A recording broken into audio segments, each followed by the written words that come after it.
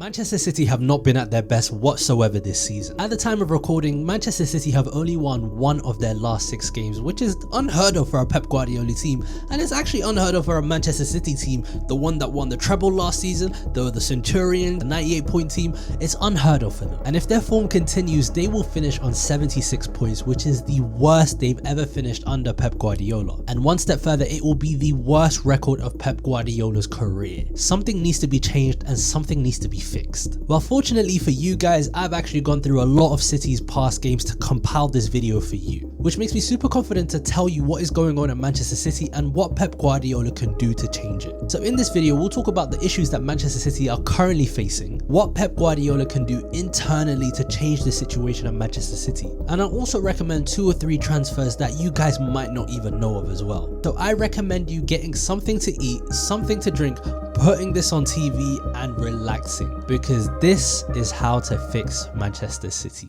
So before I start this, and I think I have to caveat this, I'm not really going to be using too many numbers because the numbers suggest that Manchester City are in peak form right now. They're conceding the least chances, they're scoring the most goals. I'm not going to use stats to really describe it, so I'm really going off my eye test. So it's up to you guys whether you trust my eye test, but because of how much football and how much Man City I've watched recently, you need to trust it. And also we caveat that Manchester City will probably win everything this season as they did last year because they're so good. This is what they do, this is what Pep Guardiola does, but it just hasn't felt the same so far. So looking at it from the point of view of the players, what has changed? In the treble winning season last year, they had a box midfield. Stones was playing that centre-back DM hybrid position. Akanji and Ake were covering the fullbacks. 2 central mids were basically like strikers or forwards. It was a very well-oiled machine towards the end of last season, and it led to them winning the treble. But their midfield has completely changed, because towards the end of last season, their box consisted of Rodri,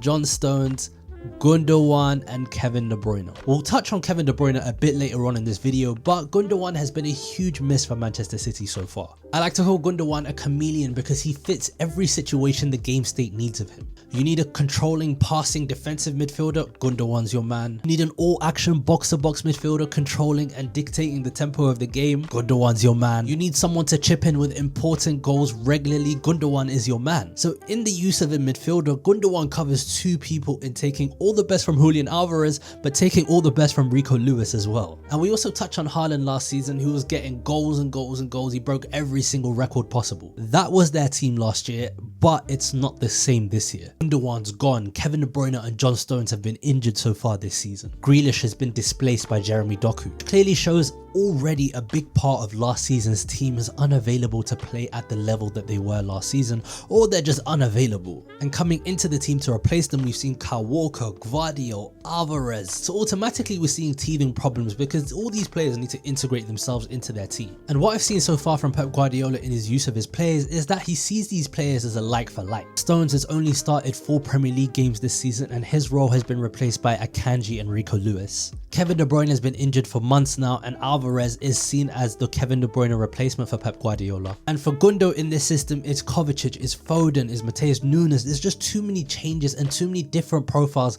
to what they're replacing. Kevin De Bruyne, we all know how good he is. He's the assist master. He's so good. He's one of the best midfielders that we've ever seen in the Premier League. And I touched on Gundogan's departure, but it clearly shows why Pep Guardiola was so invested into Jude Bellingham this summer. Because he could replace a lot of what Gundogan had, and we've seen it so far this season with Real Madrid. 17 goals already. We also kind of see why Pep Guardiola wanted Declan Rice as well, because he can cover some of the possession and defensive duties that Gundogan did as well, albeit Declan Rice is a much better defender than Gundogan was. In the search for the solution of all of these players leaving the team, Pep has rejigged the squad to find the solution. Let's take a look at their recent match against Crystal Palace. It was Kyle Walker and Gvardiol defending wide. It was Nathan Ake coming into the midfield, and Ruben Dias was kind of exposed to the right side as well. Rico Lewis and Phil Foden were acting as the inside midfielders, and this was working well until this said solution didn't work so well. Palace were not in the game whatsoever until they started to gain joy from Manchester City's right hand side. Kyle Walker was out of the picture, so it was Ruben Dias that had to step into the wide area, and that's not particularly his strength. When the ball was crossed into the box, Ake was left wanting. The Ruben Dias is not the best when it comes to defending wide, and Ake is not as good when it comes to defending in in the box. But we can suggest this to all of their defenders because in previous games Gvardiol was getting cooked on the wings. And we can also suggest this to Julian Alvarez, who hasn't been performing at his level that we know and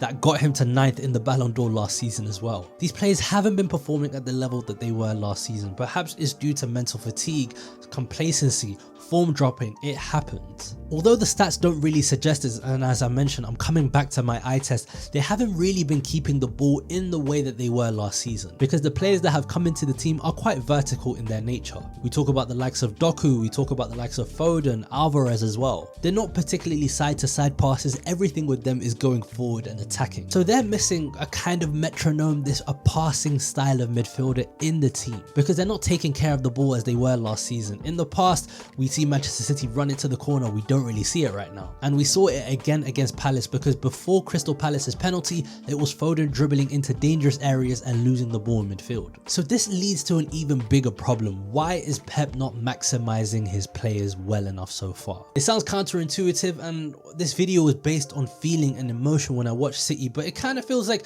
Pep is big braining this. Foden shouldn't be on the wing. Alvarez shouldn't be receiving in midfield. Gvardiol and Diaz shouldn't be defending wide areas as often as they're doing so far this season. And Ake shouldn't be this box defender, he should be in those wide areas. Pep Guardiola has a number of excellent profiles in his team, but he just hasn't put it to good use. So in their team, they're missing this passing profile as I mentioned, but they're also missing the incision of Kevin De Bruyne. So according to the numbers, Manchester City are technically controlling games well, but when we watch them, there's a lot more transition opportunities for the opposition. So what can Pep Guardiola do to change this situation? What are some of the solutions that he can find internally into his team? Well, Kevin De Bruyne helps a lot. He's one of the best players in the world. I don't even need to speak about how good he is. His return allows Bernardo Silva to come back inside and to not really hold the touchline as much as he's used. And you're also talking about Kevin De Bruyne. Kevin De Bruyne is Kevin De Bruyne. But it's also about maximizing the profiles of every single player in the team. Akanji shouldn't be turning into John Stones and dribbling into midfield. Ake is the left back. Gvardiol is the middle centre back. Foden is a number 10. Alvarez is the striker.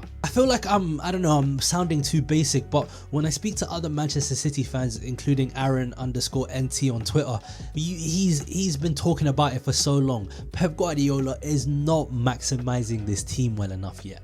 But for all of this maximization talk, Pep Guardiola and Manchester City have a very thin squad. So here are two potential players that Manchester City could sign. First one, they were linked with him in the summer. He was going to be the backup to Bellingham and Declan Rice. It's Lucas Paqueta. He had a slow start to his career at West Ham last season, but he catapulted them to European success. And he's carried on that form into this season, albeit playing in a different position. Now in this Manchester City team, what he can do, he can play the touchline role that Bernardo Silva does, but he can be that combative midfielder that Manchester City currently need to stop these transitions from happening. He's picked up 6 goal contributions this season and he's defensively strong as well. He doesn't just have this Brazilian flair that everyone thinks he has, he also has a lot of bite to him.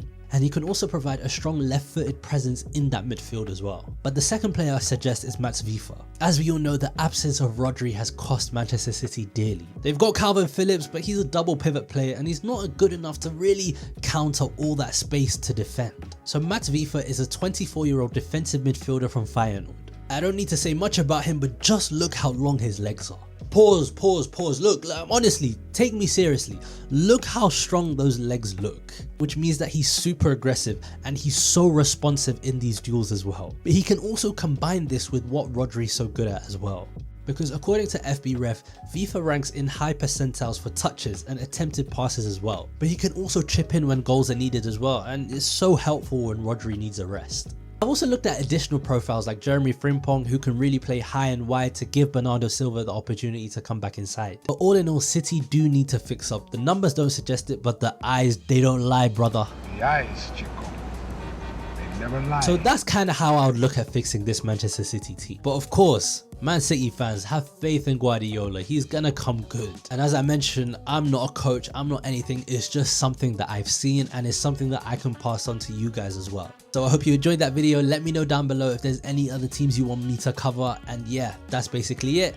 I've been Rimedi. You guys have been my loyal subscribers. Take care. I'll see you soon.